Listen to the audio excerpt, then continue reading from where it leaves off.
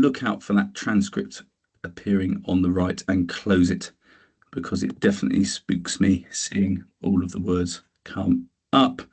Right, so here's an agenda for today. We bill this as a very quick blast of information for people to update people on various topics. We decided, and it was requested, to very much theme this around online safety. So I've got some parts to do with Safer Internet Day to start with. Then we'll skip over to Jacob, who's going to talk to us about some things he saw at BET when he was up there the other week. And then moving back to a wider picture of online safety, which again was requested before, because there were teacher schools looking to understand this area a little bit more. So I'm going to push on quickly now. And to introduce this and to say thank you very much for dropping by. Picture there of some children gathered around a 3D printer, all inquisitively using that. I think we discussed in the last session how this subject of computing is so broad reaching across schools, and lots of us identify that this area of learning is not about to go away from our society. Despite the pros and cons of this area, it is a massive far-reaching subject which is most likely to grow and grow over years to come. So thank you very much for coming along and being part of this community. There's me, Giles Hill, Digital Strategy and Computing Lead for Aspire. Lots of you know me from various bits of contact. Jacob Woolcock is on the call as well, Head of Computing and Digital at Penpole Primary, and a fascinating and very well connected and very knowledgeable chap he is. So look forward to hearing from him again soon. A quick plug for this Leadership Day. There are a number of people who have signed up to this now, so I'm not feeling scared about numbers or anything. There is an automatic cover release payment for schools. As long as you are the first person in the academic year to access one of these courses, then there's a payment to school, £205 to release you for the day. Should be a nice day at the end of March at our office in St Austell, so very welcome along there. The slides here will be forwarded over to you afterwards as a PDF, and there are tons and tons of links attached to the images in these slides. So the idea is that you'll be able to click through and have a good look and see things that interest you. I'm going to whiz through some of this information about Safer Internet Day, which is happening this day next week, so in a week's time on the 11th of Feb. The UK Safer Internet Centre coordinates all of this, and you can see the groups that they are attached to there. I've actually grown more and more happy with this organisation and its sort of remit and reach. I think a few years ago it had a sneaky little sponsorship by Facebook, and if you know me and my feelings around social media and things, you would tell that that would be a little bit of a red flag for me. But it seems to have blossomed into something which is really reliable in places. And I have to say the resources that they've produced this year should sit really well with your school. There are no particular mentions of products. Everything that they have produced on the slides appears to be well pitched in that sense. So it should be deliverable in a really considered way, and it's nice to see more online safety materials being produced. So again, in these slides there are some links for you to click onto. I've highlighted the fact that we have some new characters here, Mo and Jazz, for the Key Stage 1 pupils. I'm not sure they're the most well characterized characters, but I do quite like them. One of them sheds a tear when he watches a scary video.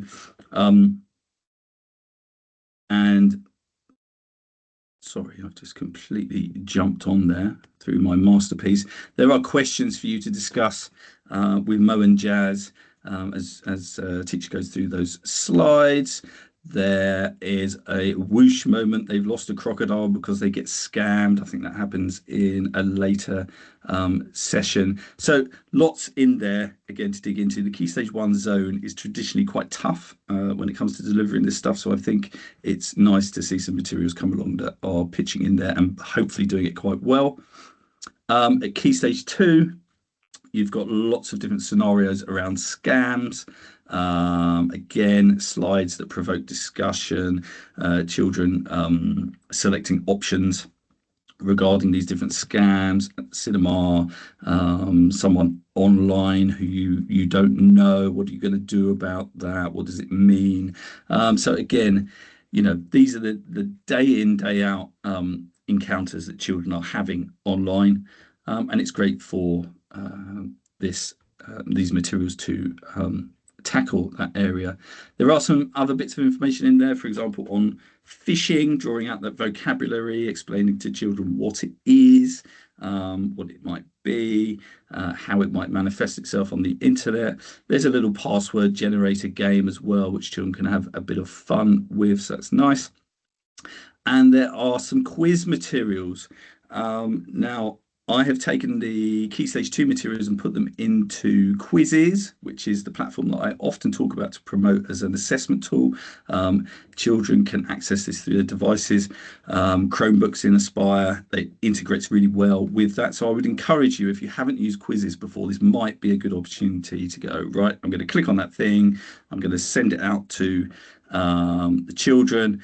It pulls in your class set from Google Classroom if you click on a button to do that. So it should be a really simple way to get that mechanism going, and you get back all the data from children as they answer these multiple choice questions. I think there are 8 questions there. So that's something that you might consider using.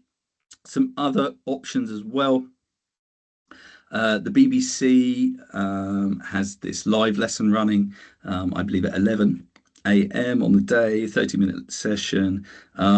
You can find a recording of the previous one from last year. You might want to use that on a different day. You might want to just skip through it, just get an idea of how it works. There are some activities that go alongside that live lesson. So, encourage teachers to give themselves a little bit of a break and choose one of these half-hour sessions on the day. There are some other options out there as well. I haven't collated everything here at all, but Natter Hub, which are now part of Twinkle, they have these live running lessons. You can see the points there. And there is one there for Key Stage 1, which is different to the BBC. So those are potentially other options for you. And there's this Tech She Can organisation running something. I believe it's for boys as well as for girls, and it's based around careers in cybersecurity. You'll see it's got the Royal Air Force on there. So it's another interesting one you might want to take a look at. Okay.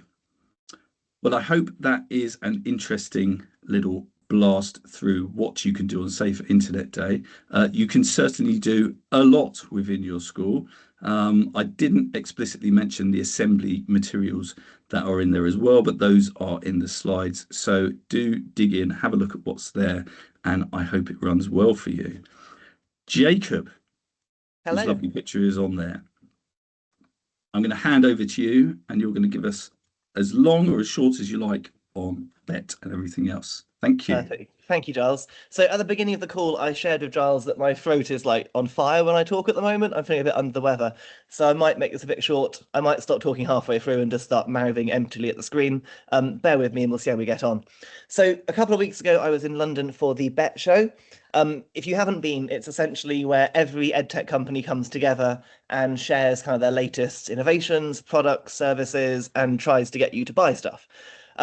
I've been for 5 or 6 years now, and I'm very much of the opinion at this stage that actually it's not about buying stuff and falling for all their little traps and tricks.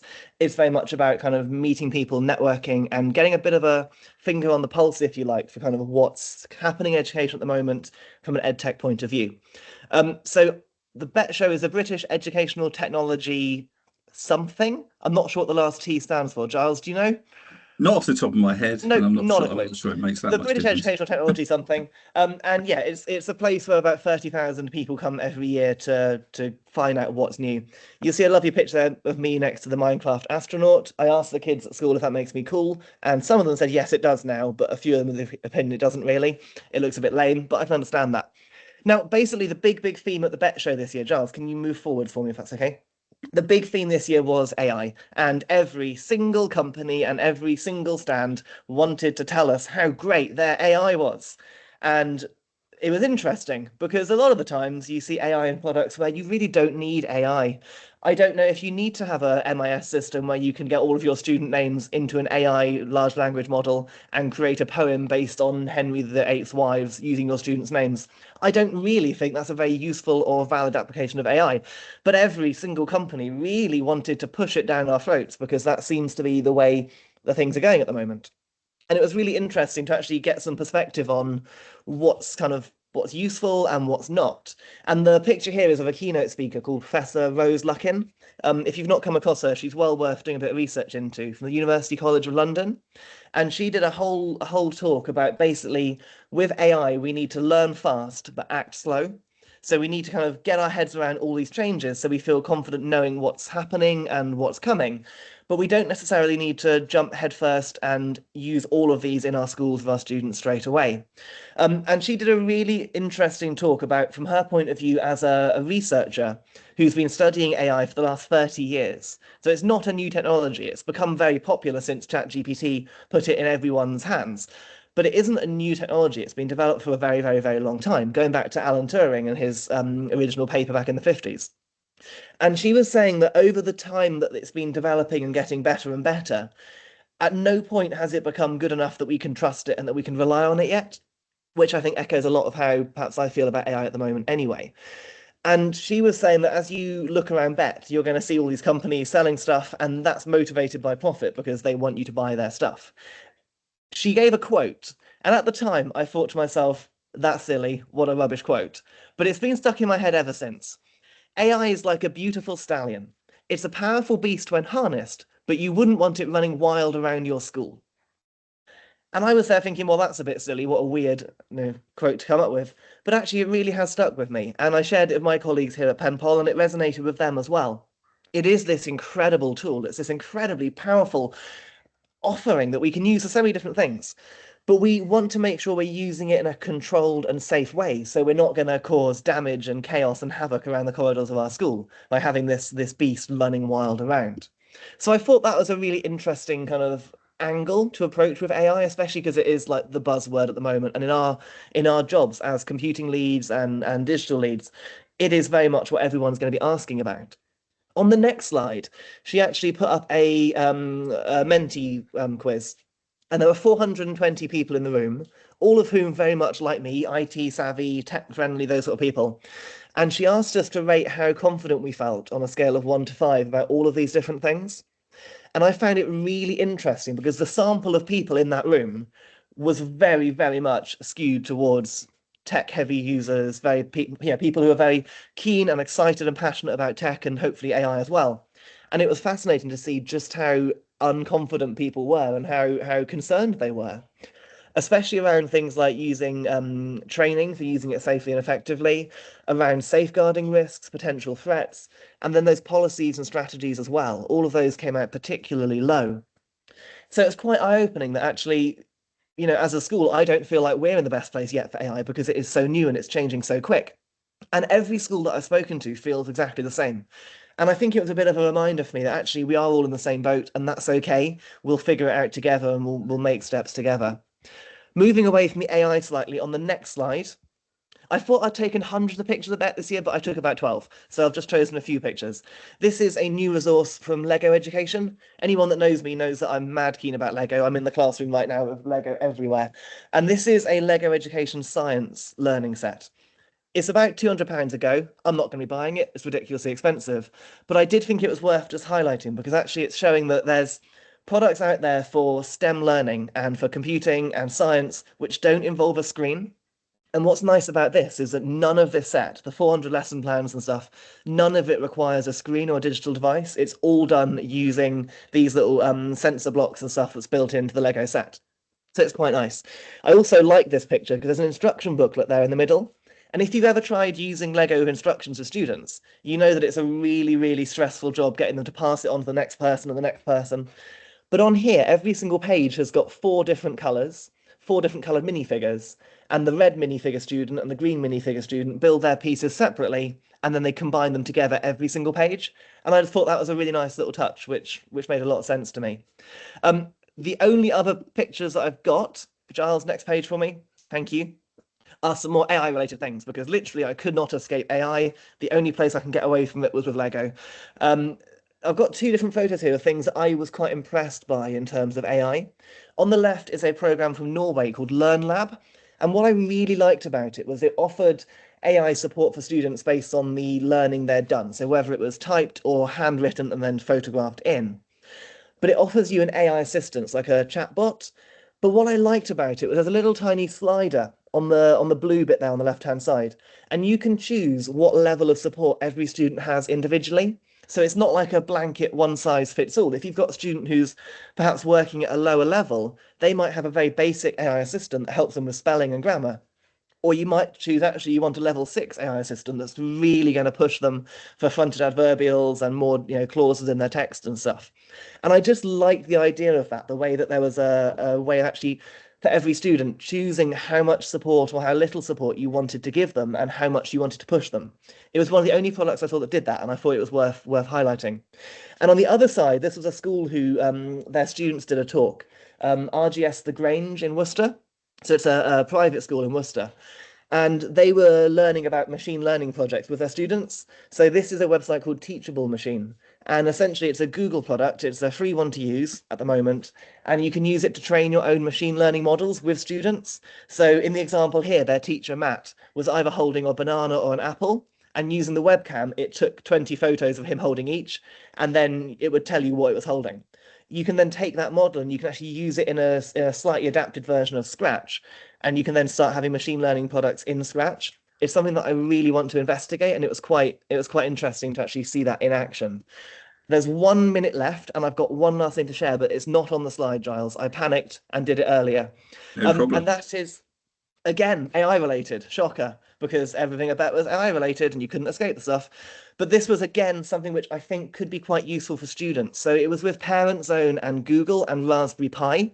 The three of them have kind of teamed up and they've created a set of resources called Experience AI. Now it's aimed at year 7 and year 8. But looking at the resources, I think it would be perfectly suitable for year 5 and year 6 in our primary settings as well. What's really nice about this is they've created a set of lessons with Raspberry Pi that kind of explains how AI works and how we can use it safely as students. But they're also offering training for teaching staff to kind of get to know the resources in person before you use it with your students. I'm going to put a link in the chat. The training, unfortunately, is in London, but it's at the Google AI campus in Camden, which is quite cool. And they are doing training once a month until summer holidays. I've actually signed up to go on the 27th of February for the one this month. And I asked the question about whether or not they would support travel costs for teachers who are making a trip from further afield. And I'm pleased to say they are now going to do that. So if you are interested in a day's training with Google and Parent Zone, they will pay for your flights or train or whatever it is you need. And yeah, they can make sure you get there for the day and get back afterwards. So my plan is to fly up from Newquay first thing in the morning and then fly back last thing at night and just do a day, hopefully, learning about this resource and sharing it with the children, maybe next term, year 5 and year 6s, if it looks good. So I thought I'd mention it because it's not often there's training with free transport included. And essentially, it's a day in London, isn't it? Which is always a nice thing. Depending if you teach on a Thursday, it might be an even nicer thing if you've got like a year 1 class or something. Giles, I think that's me done. My time has just gone off, and I hope that was a look at Bet through the That lens was of all the absolutely AI crap. fantastic, Jacob, and thank you for putting the link in at the end and that mention on opportunity there. And like you said, it carries on and on. So if that's an amazing day, it would be, I'm sure it'd be great for people to hear that it was amazing and it's worth going Yeah, to. I'll feedback afterwards for sure. Yeah. So taking a little bit of a tangent away now from AI in some ways, back to this wider issue of online safety. But as you know, at the beginning, I mentioned how this has become a little bit of a passion project for me, something that I feel particularly passionate about, that our trust aspire, and as teachers in schools, and people within the circumstances that we find ourselves in, needing to do a little bit more to help families out there make, I'm going to say, better choices, perhaps, to do with technology use in their homes. And it's all done with the perspective of saying, this is a really tough environment that we find ourselves in. If you look at any news channel, you'll see day by day by day all sorts of stuff going on to do with online safety, related to it,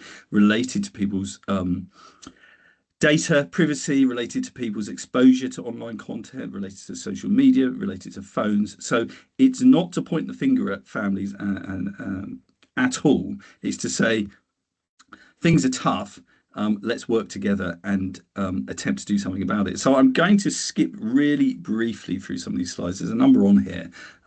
My clock is running there, and I could speak about this for hours, literally. But let me just jump through some of the key points on here. And this is taken from some of the materials that I've used with parents and with schools as this whole project has gone forward. So look, if you look at some of the images on the right there, you will see how thoroughly out of date they are, just in the short space of 1 or 2 years, how quickly this scenario is moving on, and how quickly society is starting to look at it and change and think again about technology, the good and the bad, and particularly in this case, the bad, and pointing their fingers at, well, sometimes pointing their fingers at this term screen time, which I go on to, which I know myself and Jacob and many others find quite, it sort of gets to the point of frustration with this, in that people bandy this term around, or at least they have bandied this term around. And actually, I think it's really insensitive to the fact that there are lots and lots of brilliant ways to use screens for very productive or educational or highbrow entertaining activities such as this, I'm sure. And yet there are also some incredibly,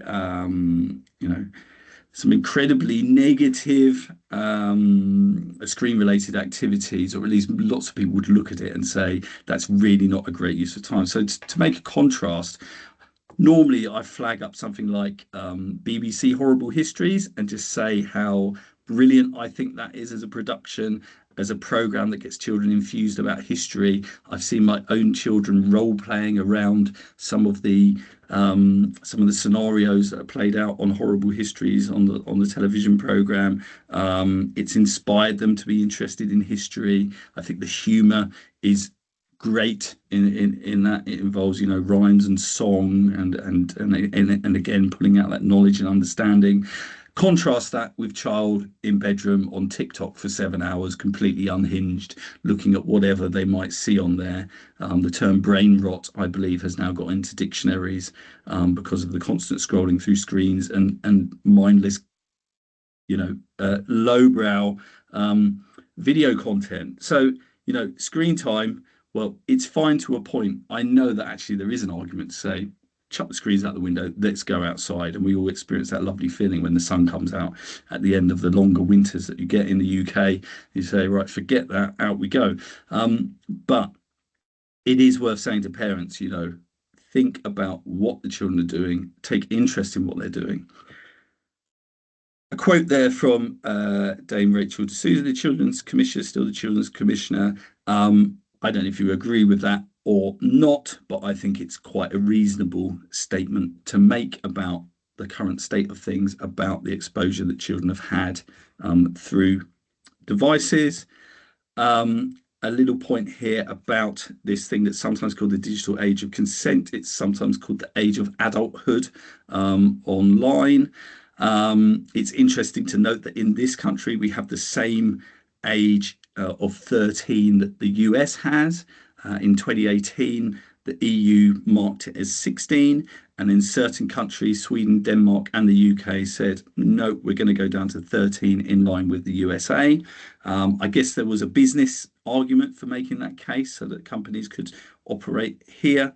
But it's interesting to note that Germany and the Netherlands all maintain the age of 16, and France, being a bit French and different, opted for 15. So, lots of people look at this and they say, hang on a minute, that's not right. Now, it's got nothing to do with, sex and violence and the content that children are viewing, but it's about the age in which a child can give over their data to a company. And it's why services like WhatsApp or Snapchat or Facebook or whatever it might be have this 13 plus age limit. So there's a lot of push from parents, I would say, saying this isn't right.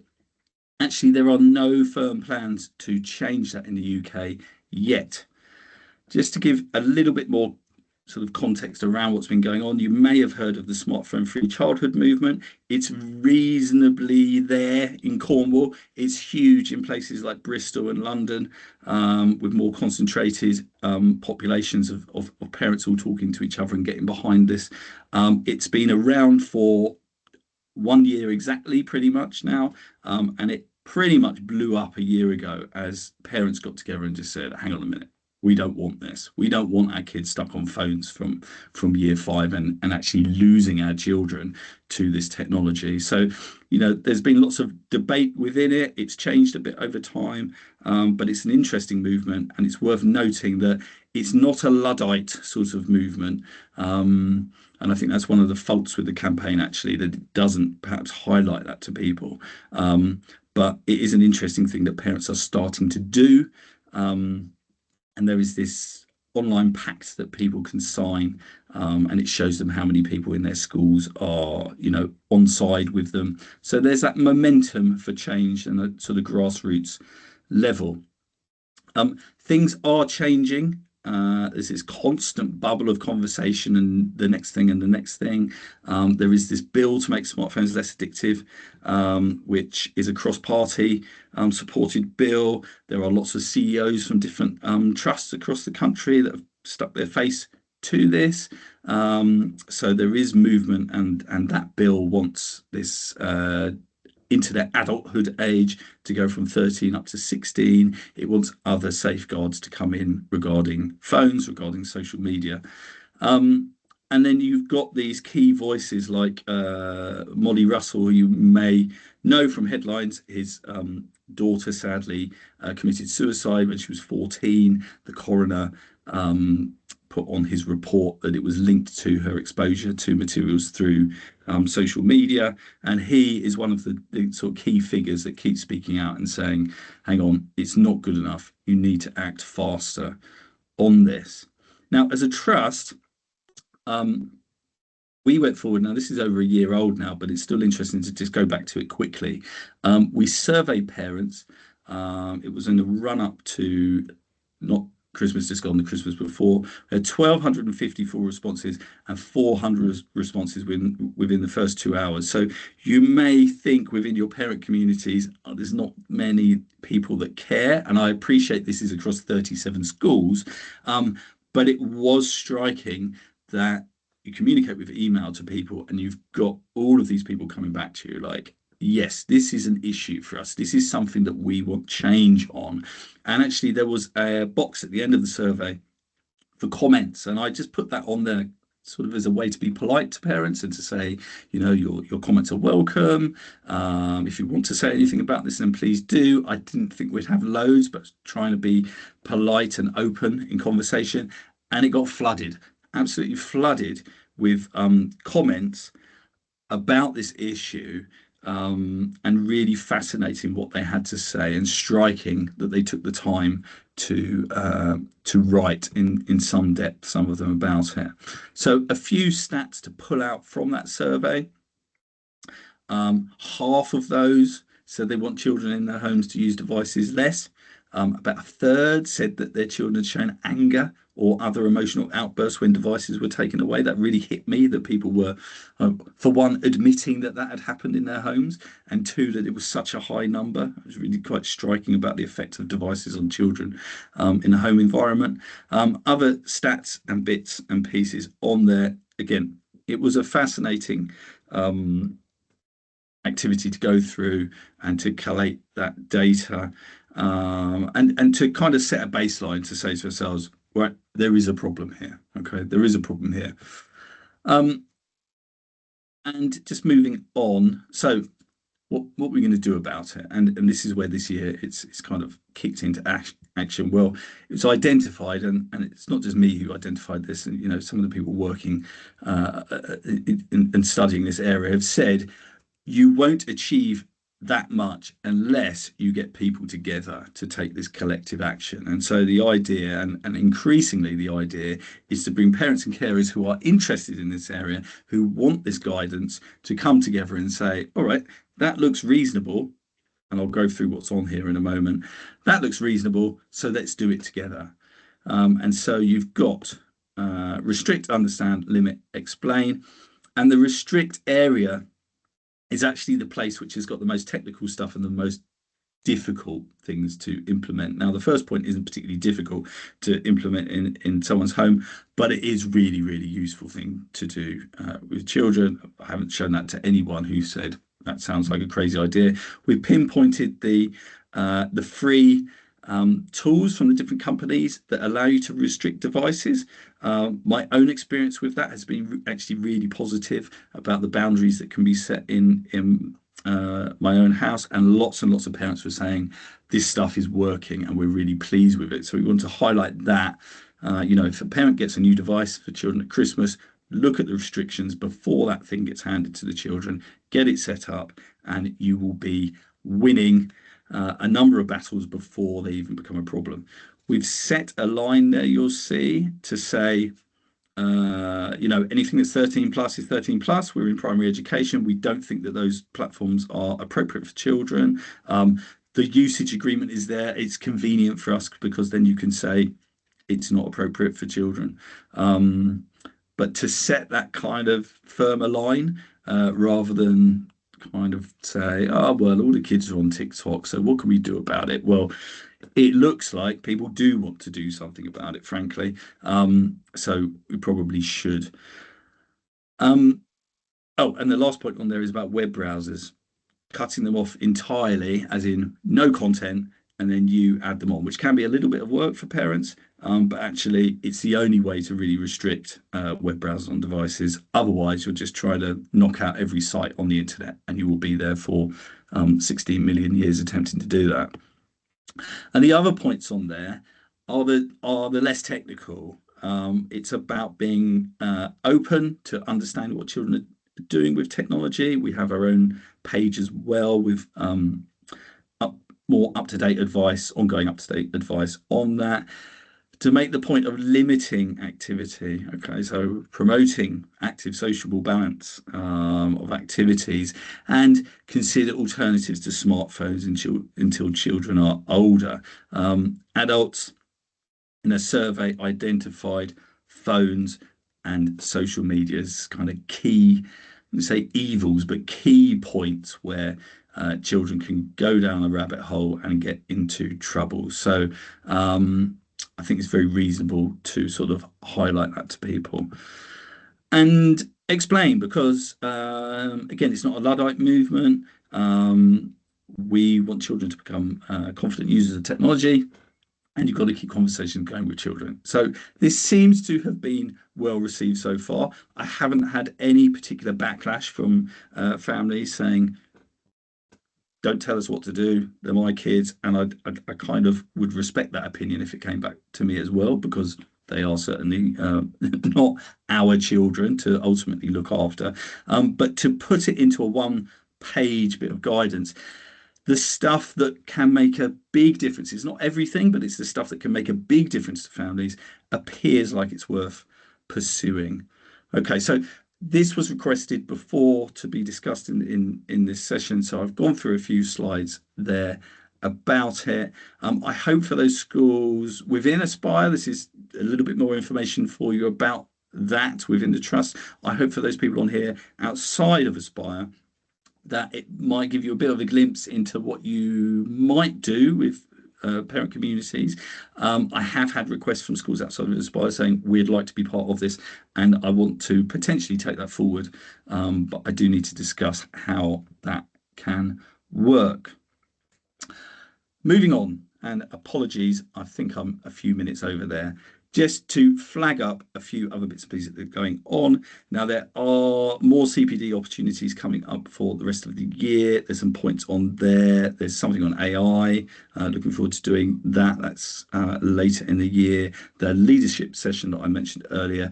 And there is another internet safety session as well, which will go into more depth. There's also one on overcoming writing barriers for SEND children. Really, really excited to be delivering that, and that's later in February. So if you're interested in those, the links are on there. I wanted to flag up this opportunity as well. We've just had Robert from Tech Cornwall come into one of the Aspire schools.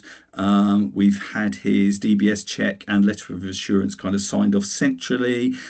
So all you need to do is kind of look at his driving license when he turns up. He brings all of the equipment with him. His workshops are for upper key stage 2.